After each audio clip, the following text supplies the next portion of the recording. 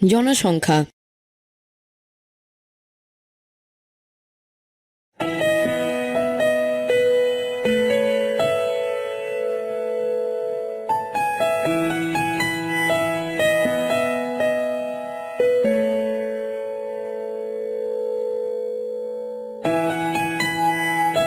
পরিবারের উপর অধিক জনসংখ্যার প্রভাব।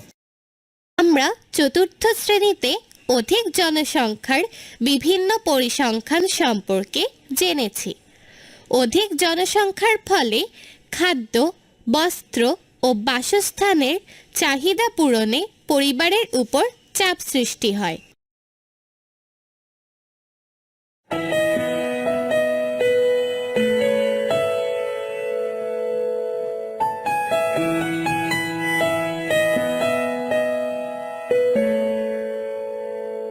খাদ্য। বাংলাদেশ কৃষি প্রধান দেশ। কয়েক বছর আগেও আমরা সকলের জন্য খাদ্য উৎপাদন করতে পারতাম না। প্রায় 25 লক্ষ টন খাদ্য আমদানি করতে হতো। বর্তমানে আমরা সকলের জন্য খাদ্য উৎপাদন করতে সক্ষম। তবে অতিরিক্ত জনসংখ্যার জন্য বসতি স্থাপনের কারণে কৃষি জমির পরিমাণ কমে যাচ্ছে। এ ব্যাপারে আমাদের সতর্ক হতে হবে, তা না হলে ভবিষ্যতে আবার খাদ্য ঘাটতি দেখা দিবে এবং খাদ্য আমদানি করতে হবে।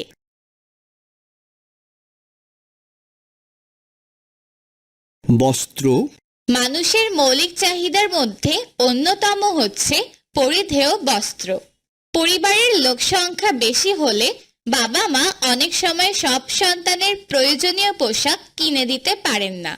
উপযুক্ত পোশাক না থাকায় অনেক শিশু বিদ্যালয়ে আসতে চায় না। বাসস্থান। জাতিসংঘের তথ্য মতে বাংলাদেশে প্রায় 10 লক্ষ মানুষ গৃহহীন।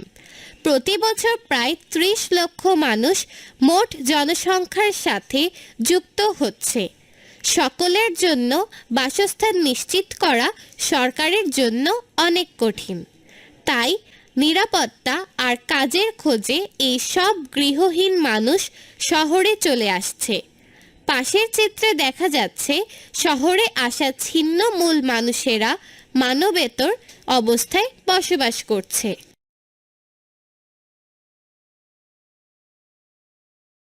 এসো বলি।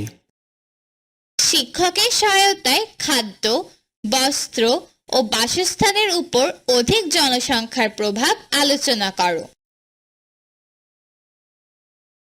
এসো লিখি। চতুর্থ অধ্যায়টি দেখো। সেখান থেকে আমরা আমদানি করি এমন 3টি খাদ্যের নাম নিচের ছকে লেখো। আমরা সেই খাদ্যগুলো কি পরিমাণে আমদানি করি তাও উল্লেখ করো। আমদানি করা খাদ্য, আমদানির পরিমাণ।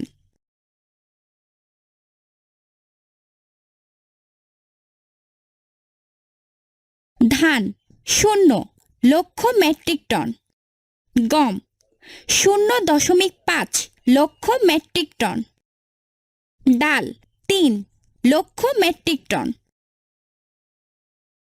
আরও কিছু করি। শহরের গৃহহীন শিশুদের জীবনের একটি দিন কল্পনা করো। তাদের কি কি সমস্যার সম্মুখীন হতে হয় তা আলোচনা করো।